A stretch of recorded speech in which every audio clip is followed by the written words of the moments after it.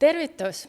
Minu nimi on Ekaterina Tint, mina olen investor, olen ka finantskonsultant ja rahatarkuse edendaja ja täna räägime teiega siis rahatarkusest, kuidas teha häid finantsotsuseid ja kuidas investeerimisega alustada.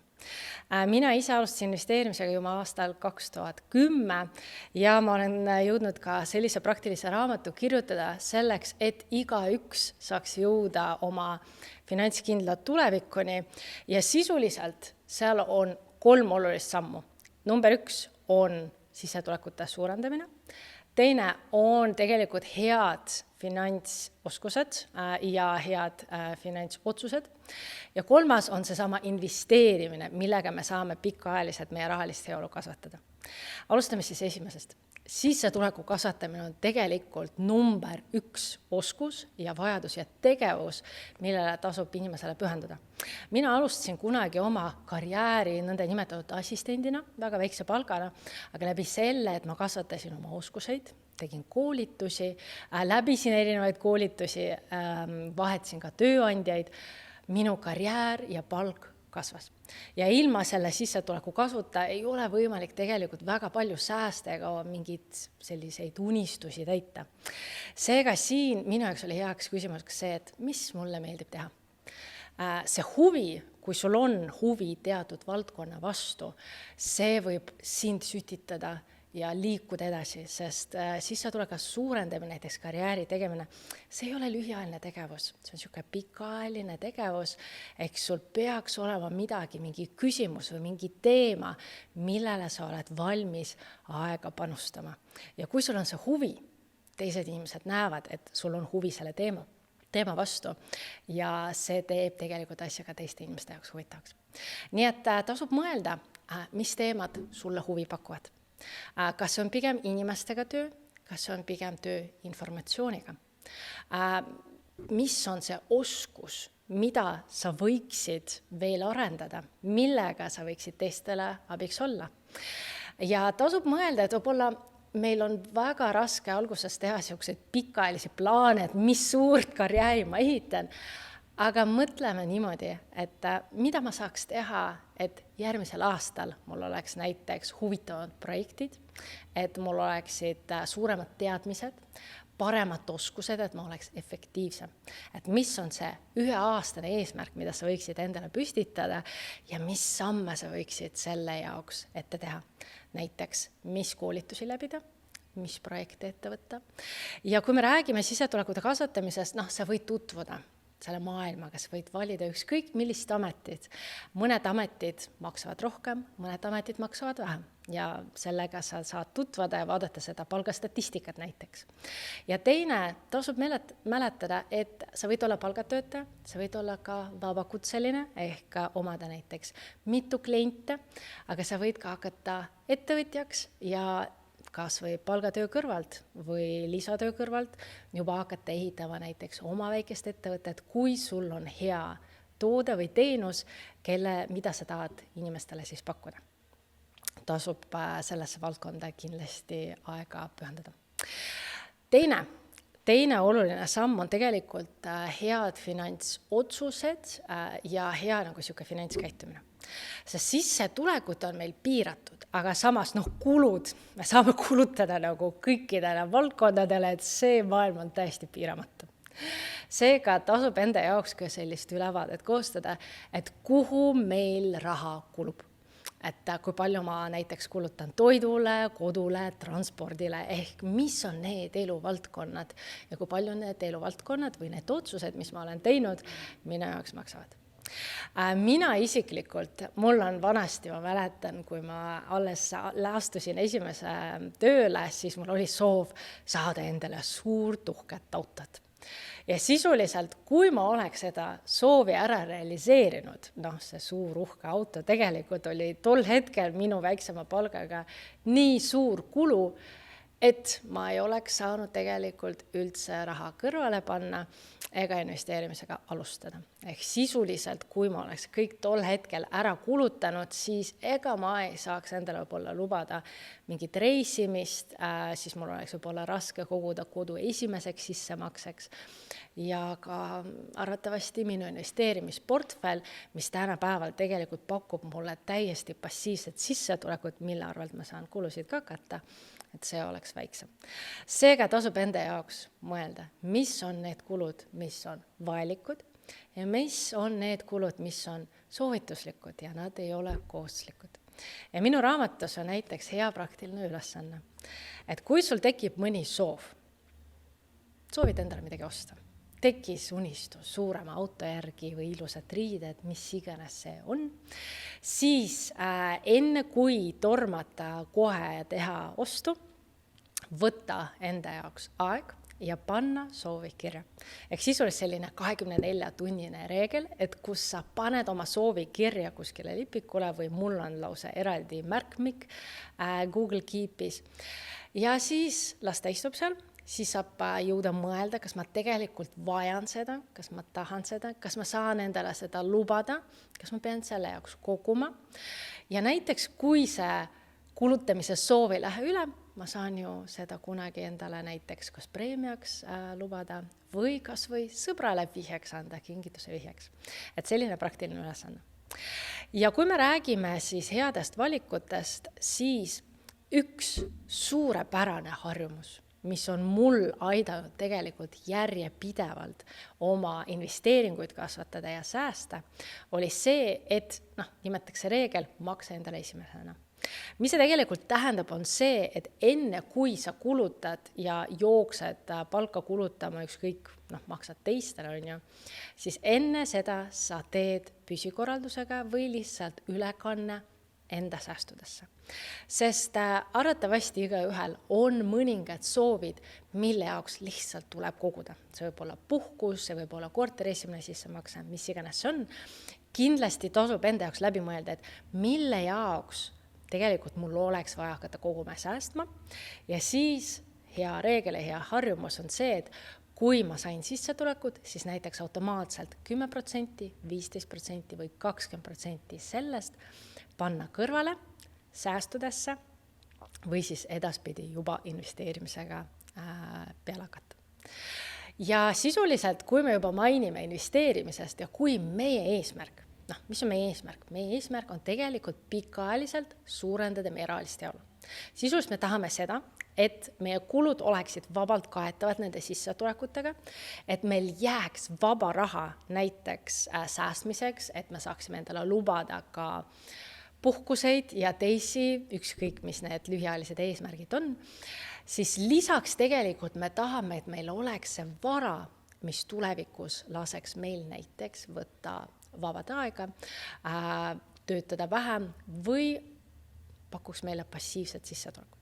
Ja kui me räägime, et rahaline heaolu tegelikult on mõõdetav, kui suured on mu sissetulekud, kui palju mul vaba raha jääb üle ja on mõõdetav ka sellega, et kui palju mul on näiteks varasid, mida ma saan kasutada näiteks passiivse sissetuleku saamiseks, siis kui ma maksan kellegi võõra raha kasutamise eest suuri protsente ja näiteks krediitkaardid, mis meil pakutakse, järelmaksud, nad on väga suurte intressimääradega. Kui ma maksan kellegi võõra raha kasutamise eest rohkem kui 7%, rohkem 10%, siis tegelikult see ei ole väga mõistlik otsus. Sest tegelikult ma ise tahaks pigem seda raha säästa ja veel seda ideaalis ka kasvama panna, et ise selle raha pealt teenida. Nii et head finantsoskused ja head finantsvalikud on see, mis lubab meil tegelikult teha sellist olukorda, et sul on see vaba raha, mida sa saad säästa ja mida sa saad investeerida. Ja üleüldse, milleks investeerimisega alustada? Mis see investeerimine on? Sisuliselt lühike vastus on see, et investeerimisega me ei hoia raha rahas, vaid me ostame varasid, mis tegelikult aitaks selle raha väärtust siis säilitada, mis ajas kasvaksid. No sisuliselt sa arvatavasti oled juba kuulnud, et saab investeerida aktsiatesse, kinnisvarasse, võlakirjadesse. Tänapäeval on ka krüpto, on olemas kuld, ehk tegelikult selliseid investeerimisvõimalusi on üsna palju. Kuidas siis algust teha? Sisuliselt meil alates pikka aega juba on olnud sellist 3 suurt varaklassi, aktsiad, kinnisvara ja võlakirjad. Need on sellised traditsioonilised instrumendid, millega oli võimalik oma raha väärtust siis kasvatada ja hakata passiivset sissetulekut teenima. Põhimõtteliselt, mis on aktsia, on see, et ostes aktsiad, sa saad väikest osalust mõnes ettevõttes.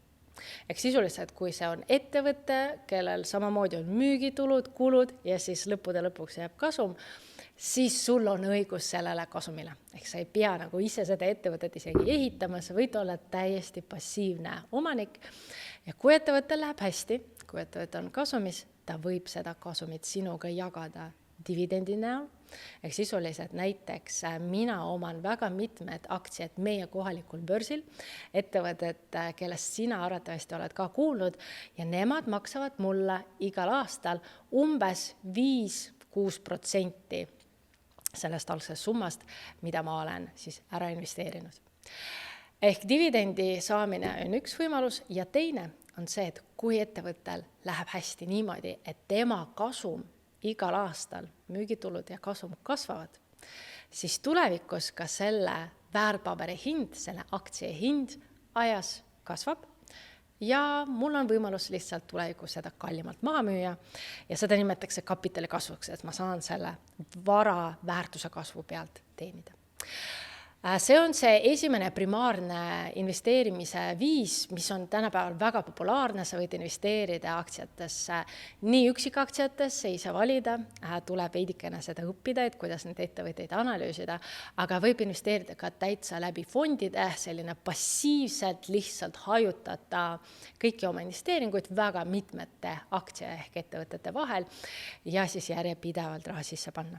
Ja fondidesse investeerimisest arvatavasti sa oled juba kuulnud, mis meil võimalused on. Esiteks tegelikult teine, 3. sammas. Kui sa hakkad saama ametlikku palka, siis sa saad nende pensionisüsteemiga liituda ja seal on üks võimalus investeerida täiesti passiivselt läbi fondide. Samuti meil on olemas LHV kasvukonto, Swedbank Robur-fondid, Grünfin, SEB Robo-investor. Neid võimalusi on, lihtsalt tasub nende sisse vaadata. Ja fondi puhul tasub vaadata, et mis on need tasud, mille see fond investeerib.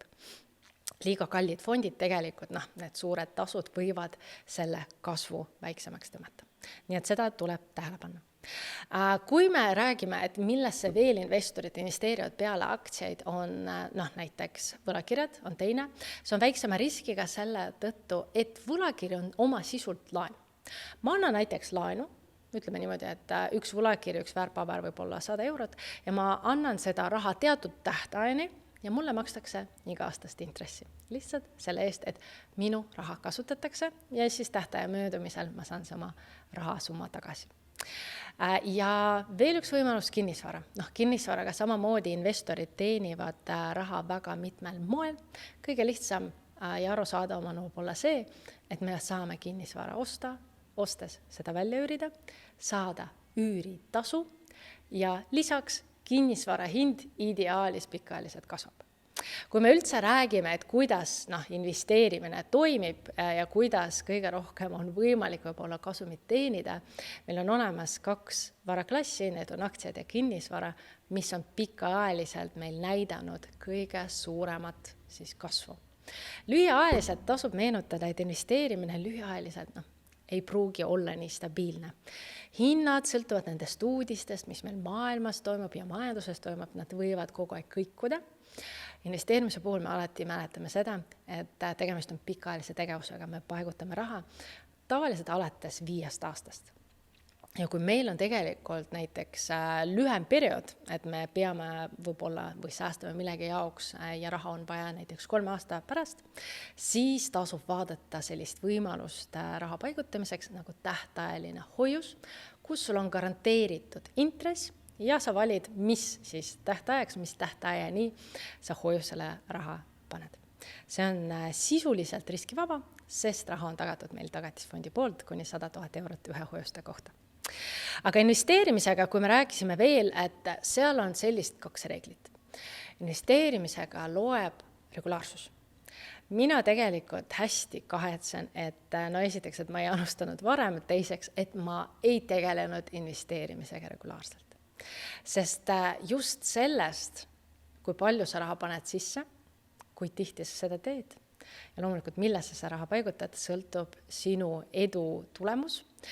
Ja seega näiteks fondidega, väga populaarne ka aktsiatega ja muuga ongi see, et iga kuu teatud protsent näiteks oma sissetulekust, kas või automatiseeritud püssikorraldusega on võimalik investeerimisega suunata. Ja teine reegel on see, et nagu ma mainisin, investeerimine on pikaajaline tegevus. Võtab aega enne, kui sa näed seda suuremat kasvu. Näiteks dividendid makstakse kord aastas. Läheb aega.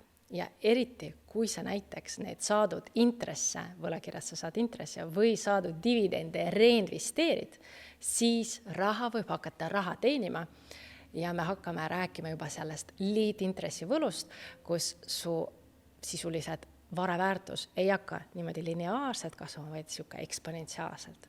Sest intressi pealt sa võid hakata intressi teenima. Seega tasub alustada võimalikult vara selleks, et sa jõuaksid rohkem koguda ja see raha jõuaks sinu jaoks pikemalt tööd teha. Ehk siis see tulemus on ka parem. Aga investeerimisega me ei saa kuidagi üle selle, et investeerimine on suur ja lai maailm. Tasub alustada väikeste summadega, sest lihtsalt siis on lihtsam seda esimest sammu teha ja hirmu ületada, aga kindlasti enne tuleb õppida juurde, mis asjad need on, millesse sa investeerid, kuhu sa raha paigutad, selleks, et vältida vigu, vältida pettusi, aga samas saladuskatte all.